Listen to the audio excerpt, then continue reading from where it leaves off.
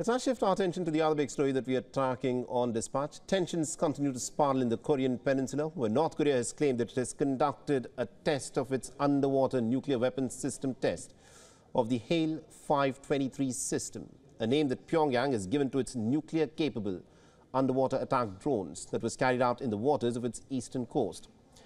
In a statement, a North Korean military spokesperson, in fact, has flagged hostile military maneuvers of the navies of the United States and also of its allies. The Pyongyang's drone is named as HALE, a Korean word that means tidal waves or tsunamis. And according to the state broadcaster KCNA, the new drone system is intended to make sneak attacks in enemy waters and to destroy naval strike groups and major operational ports by creating a large radioactive wave through an underwater explosion.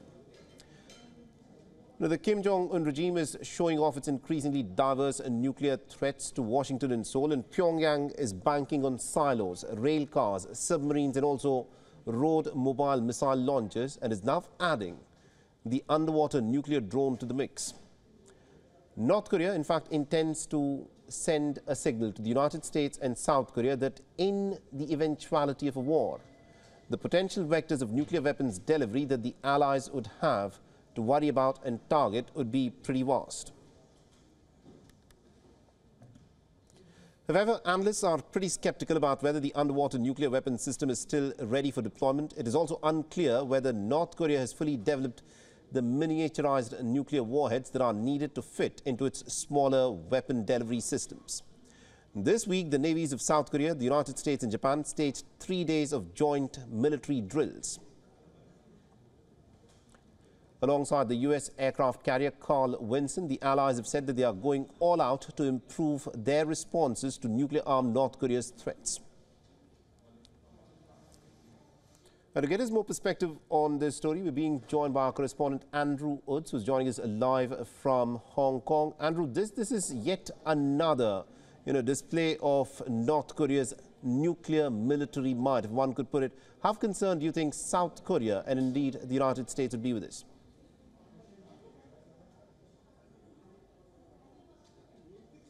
Well, let's be sceptical for a moment here. North Korea has not given much in the way of details of this test, other than saying it took part in the East Sea, which is better known as the Sea of Japan internationally. It said that it's a protest at the trilateral naval exercises between the United States, Japan and South Korea, its main enemies really in the region. But he hasn't said when it took place, and I do wonder whether they were just waiting. Perhaps it did take place, and they were just waiting for a propaganda opportunity to tell the world that it had taken place. And suddenly these exercises, 3 days of exercises, popped up, and they thought this was a way that they could make some publicity out of it. That said, though, of course, the fact that they have decided to make this public, to make these claims public, is definitely a sign, I think, of escalation in the tensions in the region, and it's probably made the region a little bit less safe as a result. Absolutely. Thank you very much indeed, Andrew, for joining us from Hong Kong and getting us those details there. WION now available in your country. Download the app now. Get all the updates on the move.